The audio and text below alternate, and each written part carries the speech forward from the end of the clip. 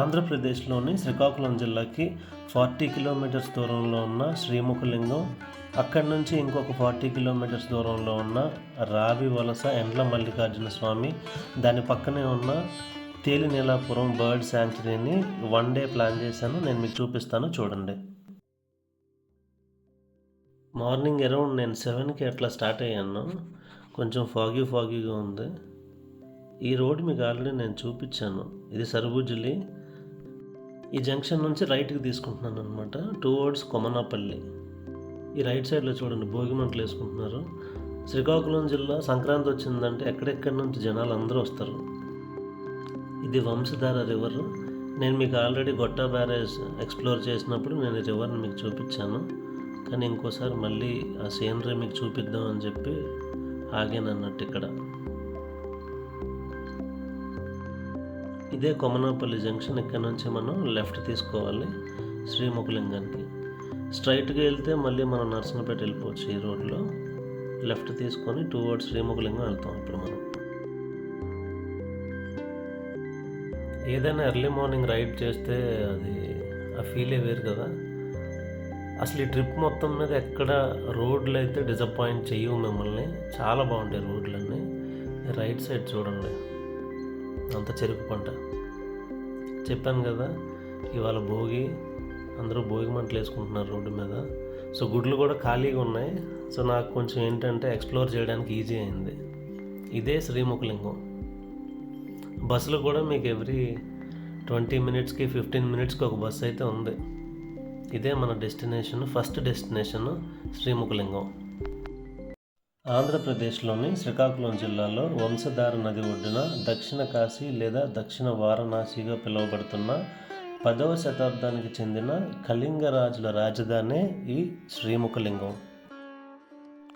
కాశీలో లింగం, గంగలో స్నానం, శ్రీశైలంలో శిబిరం, శ్రీముఖలింగంలో ముఖదర్శనం చేసుకుంటే మోక్షం లభిస్తుందని భక్తులకి ఇక్కడ గాఢ నమ్మకం. దీన్ని శ్రీముఖలింగం అని ఎందుకంటారంటే లింగానికి ముఖరూపం ఉంటుంది అన్నమాట. అయితే శ్రీముఖలింగానికి ఏంటంటే 2800 సంవత్సరాల చరిత్ర ఉందని చెప్పి ప్రస్తావనలు ఉన్నప్పటికీ మనకున్న చారిత్రక ఆధారాల ప్రకారం 10వ శతాబ్దం నుంచి మాత్రమే ఇది ప్రసిద్ధి చెందింది. ఒక లింగానికి తక్కువ 1,000,000 లింగాలు ఇక్కడ ప్రతిష్ఠింపబడ్డాయని చెప్పి చారిత్రక ఆధారాలు బట్టి మనకు తెలుస్తుంది అన్నట్టు. అందుకే దీన్ని దక్షిణ కాశీ, దక్షిణ వారణాసిగా పిలుస్తారు. ప్రస్తుతం ఈ గుడి ఏంటంటే ASI, archaeological survey of India ఆధ్వర్యంలో ఉంది. ఈ గుడిని నేను దర్శించుకున్నప్పుడు పెద్ద రష్ లేదు. నాకు పంతులు గారు ఏంటంటే స్థల పురాణం చెప్పారు, అదే నేను మీకు చెప్తాను. అయితే ఈ గుడి స్థల పురాణం ఏం చెప్తుందంటే, యజ్ఞానికి వచ్చిన కొంతమంది గంధర్వులు ఆ యజ్ఞాలను వదిలేసి సమీప వంశధర ప్రాంతంలో ఉన్న చెంచు కాంతలతో సంగమిస్తారనమాట. సో అది చూసి కోపం వచ్చిన బ్రహ్మ శపిస్తాడు. ఏమని? ఈ గంధర్వుల్ని మీరు చెంచులుగా పుట్టండి అని చెప్పి శపిస్తాడు. అప్పుడు గంధర్వరాజు ప్రాధేయపడి బ్రహ్మను అడుగుతాడు, మాకు శాప విముక్తి చేయండి, మేము తప్పు చేసామంటే. అప్పుడు బ్రహ్మ ఏం చెప్తాడంటే, మీకు ఎప్పుడైతే మధుకేశ్వరుడి దర్శనం అవుతుందో ఆ దర్శనంతో మీ శాపం విముక్తి అవుతుంది అని చెప్పి బ్రహ్మ చెప్తాడనమాట. అప్పటికే ఈ గంధర్వులు అందరూ కూడా చెంచులుగా మారిపోతారు అనమాట. ఈ చెంచులందరికీ రాజు ఉంటాడు కదా, ఆ రాజుకి 2 భార్యలు ఉంటారనమాట. ఈ చెంచురాజుకి వచ్చిన వాటా ఏంటంటే వేప చెట్టు అనమాట. ఆ వేప చెట్టుని 2 భార్యలకి సమానంగా ఇచ్చేస్తాడు. ఆ 2 భార్యల్లో ఆ వేప చెట్టు పువ్వులు అమ్ముకొని బతుకుతూ ఉంటారు అనమాట. ఎవరైతే నియమనిష్టలతో చేస్తూ ఉంటారో వాళ్ళకి ఎక్కువ లాభం వస్తుంది, ఎవరికైతే నియమనిష్టలు ఉండో వాళ్ళకి తక్కువ లాభం వస్తుంది. సో తక్కువ లాభం వచ్చిన ఆవిడ ఎక్కువ లాభం వచ్చిన ఆవిడతో గొడవ పడుతుంది అనమాట. అయితే ఈ గొడవలన్నిటికీ కారణం వేప చెట్టు కదా అని చెప్పి ఆ వేప చెట్టుని నరికేస్తాడు. ఎవరు? ఈ చెంచురాజు. ఆ వేప చెట్టుని నరికినప్పుడు ఆ వేప చెట్టులోంచి, ఆ బెరడులోంచి శివుడు ముఖలింగమై దర్శనమిస్తాడనమాట. ఆ దర్శనంతో ఈ చెంచురాజులందరూ కూడా మళ్ళా గంధర్వులుగా మారిపోతారు. అదే ఈ స్థల పురాణం అన్నట్టు. దర్శనం చేసుకొని మళ్ళీ మేము అదే దారిలో బ్యాక్కి వెళ్ళాము. ఈ సావిత్రి హోటల్ అంట, చల్లవానిపేట జంక్షన్లో ఉంది. టిఫిన్ మాత్రం బాగుంది ఇక్కడ. కాసేపు వెయిట్ చేయించాడు, కానీ ఇడ్లీ పూరి తీసుకున్నాము. కాసేపు వెయిట్ చేయించినా చాలా బాగుంది, చాలా టేస్టీగా ఉందన్నమాట, తక్కువ ప్రైస్. ఇది ఒక 4 రోడ్ జంక్షన్ అనమాట.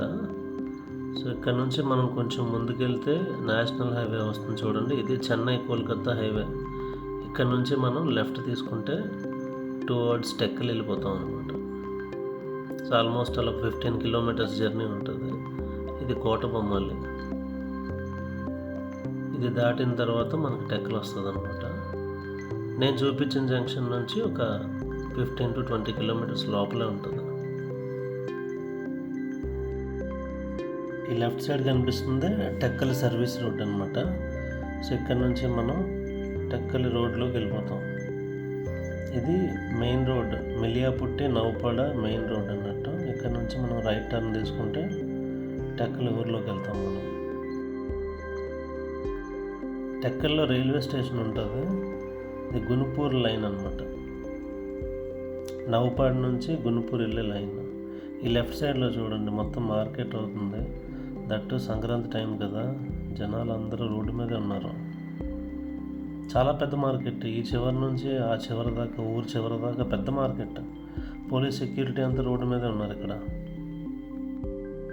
టెక్కల్ రీచ్ అయినప్పటికి ఆల్మోస్ట్ 10:30 అయింది. ఇక్కడ నుంచి ఒక 6 to 7 కిలోమీటర్స్ మనం జర్నీ చేస్తే ఈ నౌపడ రోడ్లో మనకి రావివలస రీచ్ అవ్వచ్చు మనం.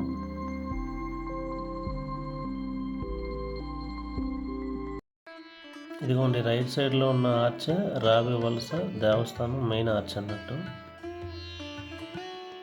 ఇది గ్రామ సచివాలయం. ఇక్కడ నుంచి మనం రైట్ టర్న్ తీసుకోవాలి. ఈవెన్ తేలినీలాపురం కూడా ఇక్కడికి దగ్గరే. అది కూడా నేను మీకు చూపిస్తాను క్లియర్గా. చాలా దగ్గర ఇక్కడ నుంచి.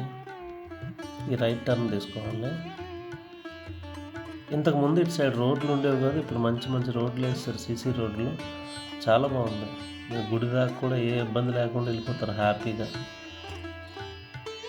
ఇది మన సెకండ్ డెస్టినేషన్ ఈరోజు. ఇదే రావివలస ఎండ్ల మల్లికార్జున స్వామి దేవస్థానం.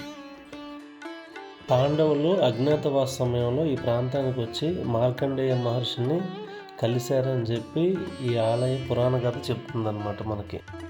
అర్జునుడు ఈ శివలింగానికి పూజలు చేసి తపస్సు చేశాడని చెబుతారు. మహాభారత కాలానికి చెందినది ఈ గుడి అని ఇక్కడ జనాల్లో గాఢంగా నమ్ముతారు. ఇవాళ మన థర్డ్ డెస్టినేషన్ తేలినీలాపురం. సింపుల్గా చెప్పాలంటే సైబీరియా ప్రాంతం నుంచి పెలికన్ పక్షులు అంటాం. పెలికన్, నాట్ పెలికాని పక్షులు, ఓకే. పెలికన్ పక్షులు, స్టార్క్ పక్షులు ఇక్కడికి వచ్చి 6 months ఉండి సంతానోత్పత్తి చేసుకొని మళ్ళీ తిరిగి వెళ్ళిపోతాయి. అయితే ఏ మంత్స్లో వస్తాయంటే సెప్టెంబర్, అక్టోబర్లో వచ్చి మార్చ్ కల్లా వెళ్ళిపోతాయి అన్నమాట. సో ఈ టైంలో ఈ ప్లేస్ని మీరు విజిట్ చేయొచ్చు. మనం కింద నుంచి చూస్తే క్లారిటీ ఉంటుంది. ఇదిగోండి టవర్ ఎక్కి చూస్తే మీకు క్లారిటీ ఉంటుంది అనమాట.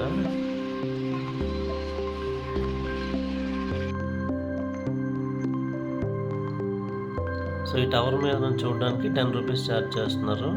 10 members కంటే ఎక్కువ ఎక్కకూడదని చెప్పి అన్నారు, కానీ మరి చాలామంది ఉన్నారు పైన. చూడండి ఎన్ని ఉన్నాయంటే అసలు ఆ సౌండ్ కూడా, నేను అందుకే మీకు సౌండ్ మ్యూట్ పెట్టలేదు, ఆ సౌండ్ కూడా పెట్టాను చూడండి క్లియర్గా. ఇవి నేను కౌంట్ చేయలేదు, కానీ ఒకవేళ కౌంట్ చేస్తే 1000 to 2000 బర్డ్స్ ఉంటాయి ఇక్కడ. అది ఉంది. నేను మ్యాక్సిమం ట్రై చేశాను సో చూపించడానికి. ఇంతకు మించి క్లారిటీగా నేను చూపించలేకపోతున్నాను. మీరు మాత్రం వస్తే మస్ట్గా విజిట్ అవ్వండి.